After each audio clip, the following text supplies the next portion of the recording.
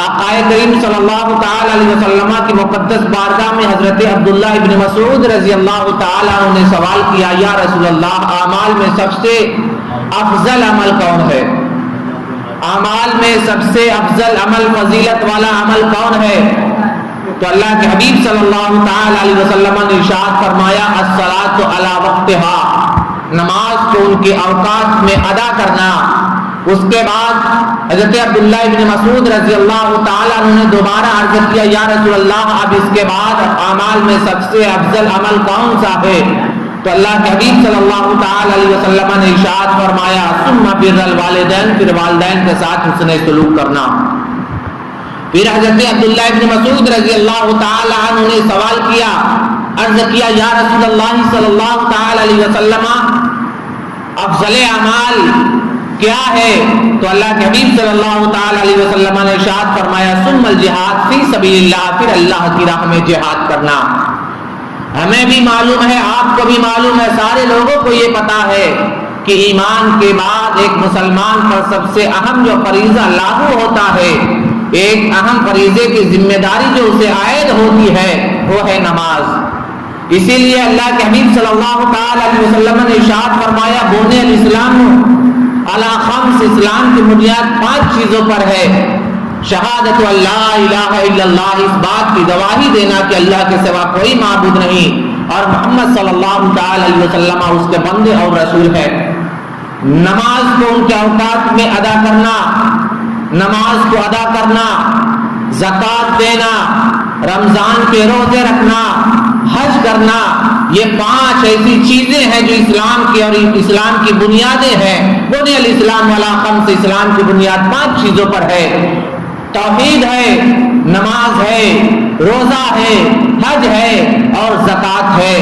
ان 2 روایتوں کے ضمن میں آپ کو یہ بتانا چاہتا ہوں کہ اعلیٰ حضرت علیہ رحمت رضوان کی جب پوری زندگی پاک کا ہم مطالعہ کرتے ہیں تو افضل اعمال میں جو سب سے افضل عمل ہے جسے نماز کہا جاتا ہے، اسلام کی بنیاد میں توحید کے بعد، ایمان کے بعد، گواہی دینے کے بعد کہ اللہ کے سوا کوئی معبود نہیں اور محمد صلی اللہ تعالی علیہ وسلم اس کے بندے اور رسول ہیں، سب سے پہلا جو فریضہ ذمہ عائد ہوتا ہے وہ نماز ہے۔ تو اعلیٰ حضرت علیہ رحمت رضوان کی جب زندگی پاک کا مطالعہ کرتے ہیں تو یہ سمجھ میں آتا ہے کہ آپ نے کبھی اپنی نمازوں کو قضا نہیں کیا، کبھی آپ نے نمازوں کو ترک نہیں کیا۔ آپ کی ہر نمازیں اس کے اوقات میں ہوا کرتی تھی۔ آپ نمازوں کے لیے جو وضو بنایا کرتے تھے، سنتوں کے مطابق بنایا کرتے تھے۔ آپ کو غسل کی حاجت ہوتی تو سنتوں کے مطابق جس طریقے سے غسل کرنا چاہیے آپ اس طریقے سے غسل فرمایا کرتے تھے، اور جو مسجد کے آداب تھے ان آداب کا خیال فرمایا کرتے تھے اور مسجد تشریف لایا کرتے تھے۔ آپ نے پوری زندگی نماز کو باجماعت ادا کیا، چاہے سفر میں ہو چاہے حضر میں ہو۔ آپ نے کبھی نماز کو ترک نہیں کیا، کبھی آپ نے نماز کو قضا نہیں ہونے دی۔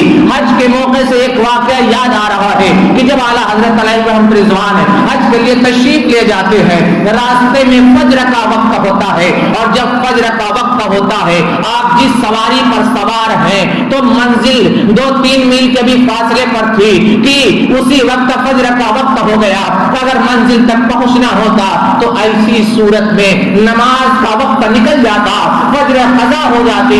اعلیٰ حضرت علیہ رحمت رضوان نے سواری والے سے کہا کہ یہیں پر اپنے سواری کو روک دو تاکہ نماز فجر کو ادا کر لیا جائے۔ تو سواری والے نے کہا کہ میں منزل سے پہلے رکنے والا نہیں ہوں، میں منزل سے پہلے نہیں ٹھہروں گا، میرا قیام منزل سے پہلے نہیں ہوگا۔ اعلیٰ حضرت علیہ رحمت رضوان نے ارشاد فرمایا تم مجھے یہیں پر اتار دو۔ اعلیٰ حضرت اور آپ کے چند رفقا جو تھے، آپ کے مریدین اور خلفاء تھے، اور ٹھہر جاتے ہیں اور وہیں پر قیام کر لیتے ہیں، اور اس کے بعد قافلہ آگے نکل جاتا ہے، سواری والا آگے چلا جاتا ہے، اعلیٰ حضرت علیہ رحمت رضوان وہاں پر قیام کرتے ہیں۔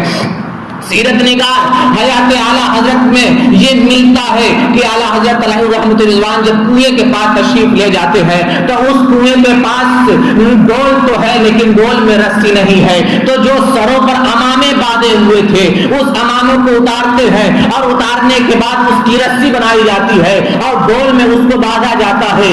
پانی کنویں میں گہرا تھا، نیچے سطح پر تھا، اور اس امامے کے ذریعے پانی کو ڈول سے نکالا جاتا ہے، اور فوراً نکالنے کے بعد وضو بنایا جاتا ہے، وضو بنانے کے بعد اسی مقام پر نماز فجر کو ادا کی جاتی ہے۔ اور اعلیٰ حضرت علیہ رحمت رضوان نے یہ تاثر دینے کی کوشش کی کہ قافلہ جائے چلا جائے لیکن نماز قضا نہیں ہونی چاہیے، نماز ترک نہیں ہونی چاہیے، نمازیں نہیں چھوٹنی چاہیے۔ اور آپ کی سیرت میں یہ بھی ملتا ہے، آپ کی حیات مبارکہ میں یہ بھی ملتا ہے کہ اعلیٰ حضرت علیہ رحمت رضوان آخری عمر میں آپ بہت ضعیف ہو چکے تھے، بہت کمزور ہو چکے تھے، آپ چلنے سے معذور ہو چکے تھے، معذوری لائق ہو گئی تھی، آپ چل نہیں سکتے تھے۔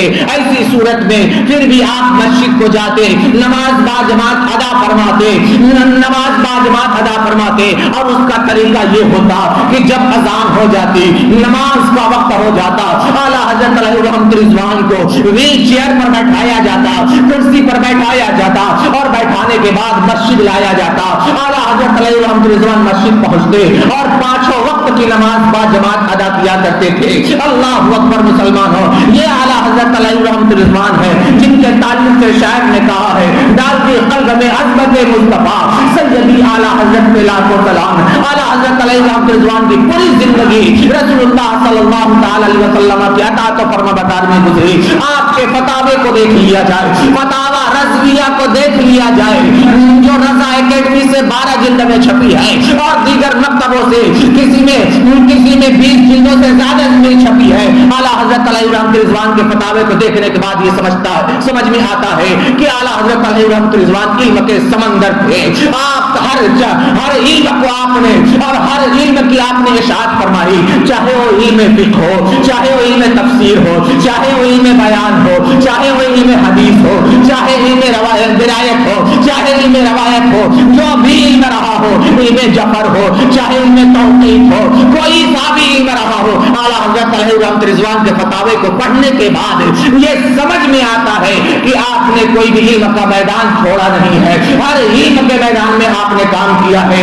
اسی وجہ سے آج بھی اگر کسی مسئلے کی ضرورت ہوتی ہے، آج کوئی مسئلہ درپیش ہوتا ہے تو سب سے پہلے اگر کسی کتاب کا مطالعہ کیا جاتا ہے تو فتاوی رضویہ ہے۔ فتاوی رضویہ کا مطالعہ کرنے کے بعد یہ سمجھ میں آتا ہے کہ اس کے جزیات کو نقل کیا جاتا ہے اور اس کے جزیات کو نقل کرنے کے بعد جو سوال پوچھا جاتا ہے، جو استفتاء کیا جاتا ہے، اس کا جواب دیا جاتا ہے۔ پتہ یہ چلا کہ آپ کی تحریر سے، آپ کی تقریر سے، آپ کی زندگی سے، ہر طریقے سے اعلیٰ حضرت علیہ رحمت رضوان کی پوری زندگی رسول اللہ صلی اللہ تعالی علیہ وسلم کی سنت اور آپ کے طریقے کے سانچے میں ڈھلی ہوئی تھی۔ اور عزیزان ملت اسلامیہ، اعلیٰ حضرت علیہ رحمت رضوان کی صلاح بھی فرمایا کرتے تھے، اگر کسی کو دیکھا کرتے کہ اس کی نماز میں کوئی خامی رہ گئی ہے، دیکھا کرتے کہ اس کی نماز میں کوئی غلطی رہ گئی ہے، دیکھا کرتے کہ اگر یہ نماز صحیح ادا نہیں کر رہا ہے تو آپ اسے بلاتے اور بلانے کے بعد اس کی اصلاح فرمایا کرتے تھے۔ اعلیٰ حضرت علیہ رحمت رضوان کا یہ بھی واقعہ ملتا ہے کہ دہلی کی سرزمین ہے، آپ کسی کام سے دہلی تشریف لے گئے تھے اور دہلی کی ایک مسجد میں نماز کو ادا فرماتے ہیں۔ جب نماز کو ادا فرماتے ہیں تو نماز ادا فرمانے کے بعد آپ وظیفے میں مشغول ہو جاتے ہیں، آپ وظیفہ پڑھنے لگتے ہیں اور اسی وقت ایک شخص مسجد میں داخل ہوتا ہے اور داخل ہونے کے بعد اعلیٰ حضرت کی بغل میں وہ کھڑا ہو جاتا ہے، کھڑا ہونے کے بعد وہ نماز شروع کر دیتا ہے، نماز پڑھنے لگتا ہے۔ اب جب وہ قیام کی حالت میں ہے، جب وہ کھڑا ہے تو اس کی نگاہیں مسجد کی دیوار کی طرف ٹکی ہوئی ہے۔ اعلیٰ حضرت اپنی آنکھوں سے دیکھ رہے ہیں کہ وہ نماز کے قیام کی حالت میں ہے اور مسجد کی طرف تک رہا ہے، مسجد کی دیوار کی طرف دیکھ رہا ہے۔ اس کے بعد جب وہ رکوع میں جاتا ہے تو رکوع میں بھی اپنی تھوڑی کو اٹھا کر کے مسجد کی دیوار کو دیکھ رہا ہے، سمت قبلہ دیکھ رہا ہے۔ اور اس کے بعد جب اس نے اپنی نماز مکمل فرما لی تو اس وقت اعلیٰ حضرت اپنی نماز اپنے وظیفے سے فارغ ہو چکے تھے، اس کی نماز جب مکمل ہو چکی اعلیٰ حضرت نے اس کو بلایا کہ ذرا سامنے آؤ، ذرا رکو، اور اس کے بعد آپ نے اس سے کہا کہ تم نے نماز پڑھی ہے اور نماز میں دیکھو جب قیام کی حالت ہوتی ہے تو جو نگاہ ہونی چاہیے وہ سجدے گاہ میں ہونی چاہیے، جب رکوع میں جاؤ تو جو نگاہ ہونی چاہیے قدموں پر ہونی چاہیے، جب تم رکوع سے اٹھو اور سمیع اللہ لمن حمدہ پڑھو تو تمہاری نگاہ سینے پر پر ہونی چاہیے. اور اس کے بعد جب تم سجدے میں جاؤ تو سجدے میں تمہاری نگاہ تمہاری ناک پر ہونی چاہیے. اور جب تم اتحیات میں بیٹھو قعدہ میں بیٹھو تو تمہاری نگاہ تمہاری گود میں ہونی چاہیے. اعلیٰ حضرت علیہ الرحمۃ رضوان نے جب اس سے یہ کہا, جب آپ نے اس سے فرمایا تو وہ کہتا ہے کہ واہ کیا بات ہے, بڑے مولانا بنتے ہیں, بڑے مولانا بنتے ہیں. آپ چاہتے ہیں کہ میں قبلہ کی طرف سے اپنی نگاہ پھیر دو, آپ چاہتے ہیں کہ میں قبلہ سے اپنی نگاہ ہٹا دوں, جبکہ قبلہ کی طرف تو نگاہ ہونی چاہیے. تو اعلیٰ حضرت علیہ الرحمۃ رضوان نے ایک لمبا تلا جملہ ارشاد فرمایا اور ایک چپتا ہوا جملہ دیا کہ ٹھیک ہے, رکوع کے عالم میں تم اپنی تھوڑی اٹھا کر کے تم سمت قبلہ دیکھ رہے ہو, دیوار مسجد کو دیکھ رہے ہو, تو ذرا مجھے یہ بتاؤ کہ جب تم سجدے کی حالت میں ہوگے تو پیشانی زمین پر رکھو گے یا تھوڑی سے سجدہ کرو گے, یعنی تھوڑی رکھ کر کے اپنے چہرے کو سمت قبلہ کرو گے یا پیشانی کو زمین پر رکھو گے. اسے فوراً بات سمجھ میں آ جاتی ہے کہ قیام کی حالت میں نگاہ قبلے کی طرف ہونی چاہیے, یعنی سجدے گاہ میں ہونی چاہیے. نماز میں اس کے علاوہ جو ارکان ہوتے ہیں کہ جب رکوع میں جانا ہے تو رکوع میں پاؤں پر نگاہ ہونی چاہیے, اور جب رکوع سے اٹھنا ہے سمی اللہ لمن حمدہ کہنا ہے تو سینے پر نگاہ ہونی چاہیے. جب سجدے میں جانا ہے تو پیشانی تو ناک پر نگاہ ہونی چاہیے, اور جب اتحیات میں بیٹھنا ہے قعدہ میں بیٹھنا ہے تو گود میں نگاہ ہونی چاہیے. عزیزان ملت اسلامیہ, اس طریقے سے اعلیٰ حضرت علیہ الرحمۃ رضوان نے جب اس کو یہ باتیں سمجھائی تو اس کو بات سمجھ میں آ گئی اور اس نے تسلیم کر لیا کہ قیام کی حالت میں ہی قبلہ کے سمت چہرہ ہونا چاہیے, اور اس کے علاوہ نماز میں اول تا آخر جو حکم دیا گیا ہے اس کے مطابق ارکان ادا کرنا ہے. اللہ اکبر مسلمان ہو, یہ اعلیٰ حضرت علیہ الرحمۃ رضوان ہے جن کی عبادتیں جن کی نمازیں رسول اللہ صلی اللہ تعالی علیہ وسلم کے عشق میں محبت میں ڈوبی ہوئی تھی.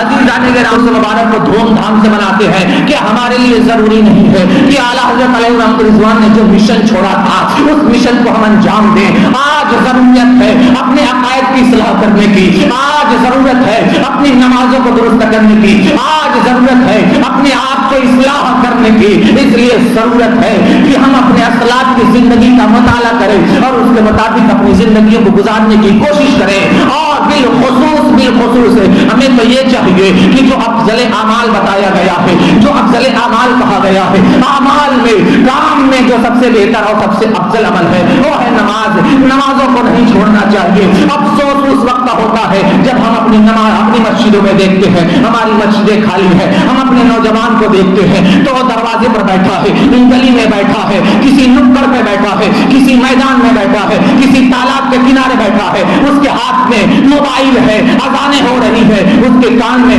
اس کے جوں تک نہیں رہتی ہے, اسے کوئی فرق نہیں پڑتا ہے. نمازوں کے لیے مسلیان نمازی مسجدوں کی طرف روا دوا ہو جاتے ہیں, لیکن اس کے تصور میں خیال بھی نہیں آتا ہے کہ ایمان کے بعد کل قیامت کے دن سب سے پہلی جو کچھ ہوگی وہ نماز ہوگی. سب سے پہلے جو چیز سوال کی جائے گی وہ نماز کے بارے میں ہوگا. افسوس کا مقام ہے کہ اس پر نہ تو نوجوان ہی توجہ دے رہا ہے, اس پر نہ تو بوڑھے ہی توجہ دے رہے ہیں, اس پر نہ تو گھر کی عورتیں ہی توجہ دے رہی ہیں. آج نمازیں اس طریقے سے اعلانیہ ترک کی جا رہی ہے, چھوڑی جا رہی ہے کہ کوئی اس کا خوف نہیں ہے, کوئی اس کا ڈر نہیں ہے. حالانکہ اللہ کے حبیب صلی اللہ تعالی علیہ وسلم کے زمانے میں اگر کوئی نماز چھوڑتا تھا تو اسے منافق میں شمار کیا جاتا تھا, اسے منافق گردانا جاتا تھا. اللہ اکبر مسلمان ہو, آپ کے لیے بھی ضروری ہے, ہمارے لیے بھی ضروری ہے. میرے نوجوانوں موبائل چلاؤ, میں موبائل چلانے سے منع نہیں کر رہا ہوں, آپ موبائل چلاؤ لیکن اس میں دینی بات سیکھو, اس میں اپنی نماز کی اصلاح کی باتیں سیکھو, اس میں اپنے اعمال کی اصلاح کی باتیں سیکھو. یہ گیم جو چل گیا ہے, گیم کے ذریعے اپنے بیلنس کو کرایا جاتا ہے, گیم کے ذریعے اس سے فوائد اٹھاتے جا رہے ہیں. کیا اس میں وقت کا ضیاع نہیں ہے, کیا اس میں وقت کی بربادی نہیں ہے؟ اس مسجد میں میرے اپنے بھی بیٹھے ہوئے ہیں اور میرے محلے کے لوگ بھی بیٹھے ہیں. ہر ایک سے میں ذمہ داری کے طور پر کہتا ہوں مسجدوں کو آباد کرو. آج جو ہمارا یہ حال ہو رہا ہے وہ نمازوں کو ترک کرنے کی وجہ سے ہو رہا ہے, صراط مستقیم کو چھوڑنے کی وجہ سے ہو رہا ہے. اس لیے عزیزان ملت اسلامیہ, میرے نوجوانوں سنبھل جاؤ اور نمازوں کی پابندی کرنا شروع کر دو. بالخصوص ہمیں نمازوں کی پابندی کرنی ہے, اور فجر کے وقت میں تو ایسا حال ہوتا ہے کہ کہنے کا لائق نہیں ہے. مسلمانوں غیروں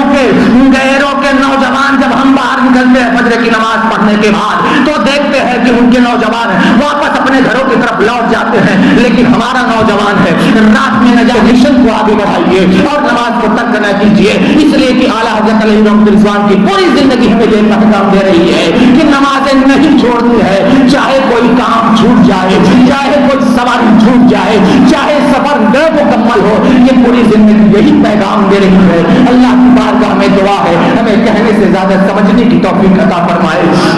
یہ جو زندگی ملی ہے اس زندگی کو رسول اللہ کی محبت میں گزارنے کے لیے ہمارے لیے کافی ہے۔ اللہ کی بارگاہ میں دعا ہے کہ ہمیں کہنے سے زیادہ سمجھنے اور سننے سے زیادہ عمل کرنے کی توفیق عطا فرمائے۔ استغفر اللہ وما علینا الا البلاغ۔ السلام علیکم ورحمۃ اللہ وبرکاتہ۔